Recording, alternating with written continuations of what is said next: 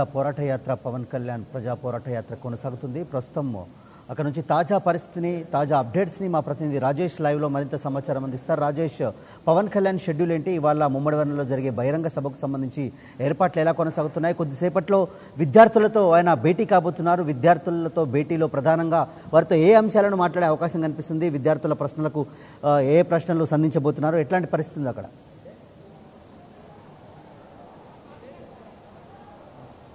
Thank you Paramesh. మరి కాసేపట్లో జనసేన అధ్యక్షులు పవన్ కళ్యాణ్ విద్యార్థులతో భేటీగా ఉన్నారు. నిన్న రావులపాలెంలో సభ అయిన తర్వాత కొంతమంది విద్యార్థులు ఆయనతో వ్యక్తిగతంగా అంటే ఆ సమస్యల గురించి చర్చించేందుకు పర్మిషన్ అడిగారు. దీంతో వెంటనే ఆయన ఈ రోజు అనుమతి ఇవ్వడంతో మరి కాసేపట్లో 11 గంటల ప్రాంతంలో వీళ్ళతో జనసేన అధ్యక్షులు నేరుగా విద్యార్థులతో భేటీ అవుతారు. విద్యార్థులకు ఉన్న సమస్యలు ఏంటి అంటే స్కాలర్షిప్లు కావచ్చు, నిరుద్యోగ వృత్తి ఇవన్నీ కూడా వాళ్ళ విద్యా అవకాశాలు ఎలా మెరుగుపరుచుకోవాలనే అంశం మీద నేరుగా విద్యార్థులతో భేటీ అవుతారు. అనంతరం అక్కడ ఈ సమస్యలపై దానికి సంబంధించిన సమస్యల పరిష్కారాలకు కూడా ఏం చేస్తే సమస్య పరిష్కారం అవుతుందనే అంశాలపై విద్యార్థులను అడిగి తెలుసుకుంటారు. ప్రస్తుతం మనతో కళ్యాణపురంలో ఇక్కడ వేలాదిగా విద్యార్థులు వచ్చారు. మెడికల్స్ కావచ్చు, డిగ్రీ స్టూడెంట్లు, పాలిటెక్నిక్ స్టూడెంట్లు అందరూ కూడా వందలాది వేలాదిగా వచ్చారు. దీంతో మరి కాసేపట్లో పవన్ కళ్యాణ్ ఇక్కడ రానుండడంతో వాళ్ళతో భేటీ అవుతారు. వాళ్ళని అడిగి వాళ్ళ సమస్యలు ఏంటో తెలుసుకునే ప్రయత్నం చేస్తారు. ముందుగా ప్రస్తుతం మనతో కొంతమంది మెడికల్స్ ఉన్నారు, వాళ్ళని అడిగి తెలుసుకుందాం. మీరు ఎక్కడి నుంచి వచ్చారు, ఏంటంటే మీ సమస్య ఏంటి? నా పేరు కే దేవా అండి.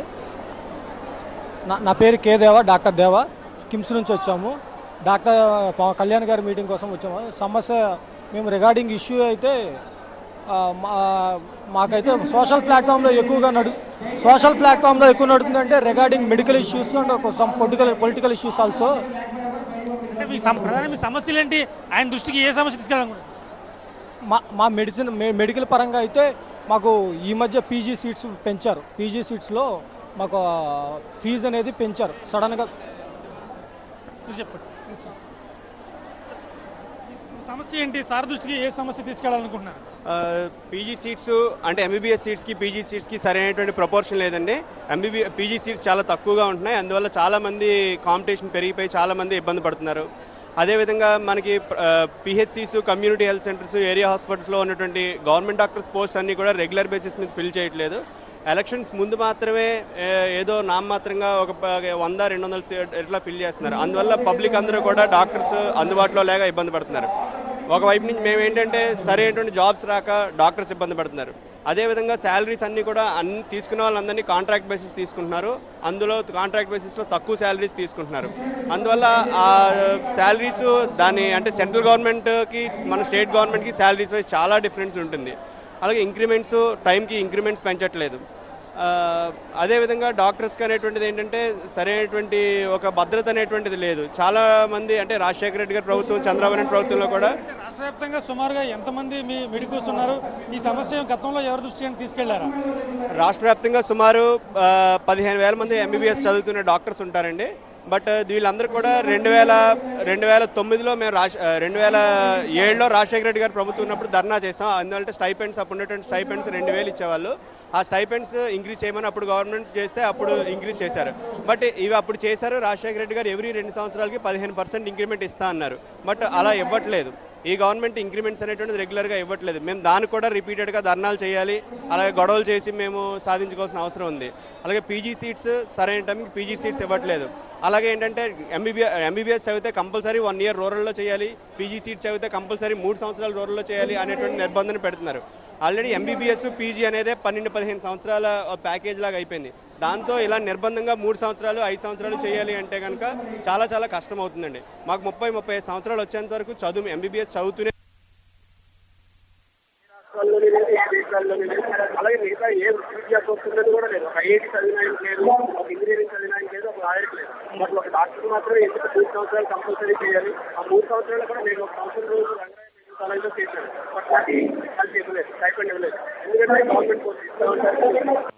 ఈ విధంగా ఇట్లా డాక్టర్స్ అనేటువంటి చాలా మంది ఇబ్బందులు ఫేస్ చేస్తున్నారండి. ఈ సమస్యలు ప్రభుత్వం డాక్టర్స్ అనేటువంటి చాలా మంది ఇబ్బందులు ఫేస్ చేస్తున్నారండి. ఈ సమస్య చాలా సార్లు తీసుకెళ్తున్నామండి. ఇదంతా ప్రభుత్వం మేము చాలా సార్లు రిప్రజెంటేషన్ ఇస్తున్నాం. రిప్రజెంటేషన్ ఇచ్చిన తర్వాత కూడా ఇబ్బంది అవ్వకపోతే దీన్ని మేము దండాలు, స్ట్రైకులు, మేము బాయ్కాట్ చేయడం ఈ విధంగా మేము చేస్తూనే ఉన్నాం.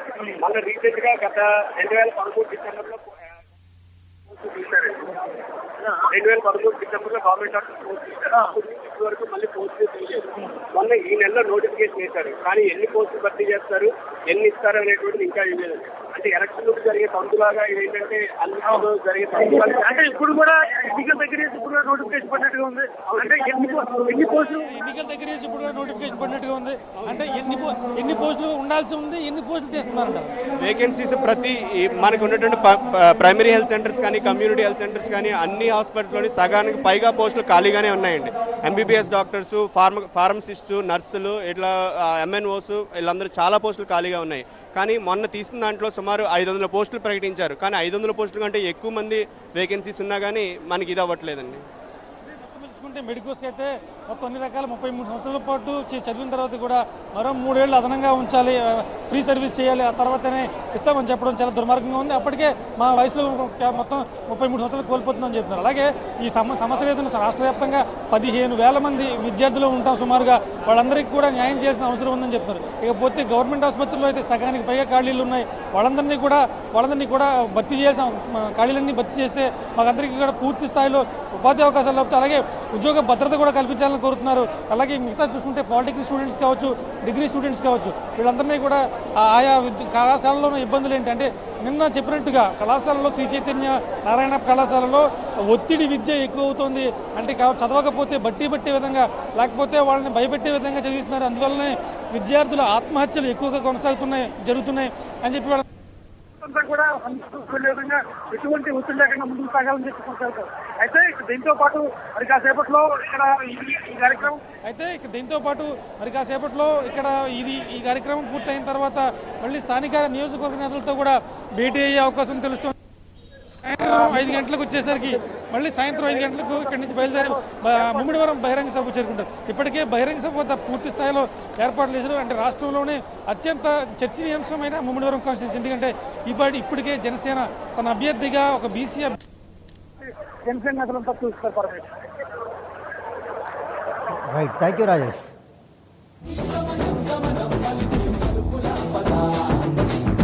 రాహు పట్టిన పట్టొక సెకండ్ అఖండమైన లోక బాంధవుడు అసలే లేకుండా పోతాడా? మూర్ఖుడు గడియారంలో ముళ్ళు కదలనీకుంటే ధనాగమనం అంతటితో తలకిందైపోతుందా? కుటిలాత్మల కూటమికి ఒక త్రుటి కాలం జయమొస్తే విశ్వ సృష్టి పరిణామం విచ్ఛిన్నమవుతుందా? ధనుజు లోకమేకంగా దారి కట్టంగా నిలుచుంటే నలజాతి ప్రస్థానం పరిసమాప్తమవుతుందా?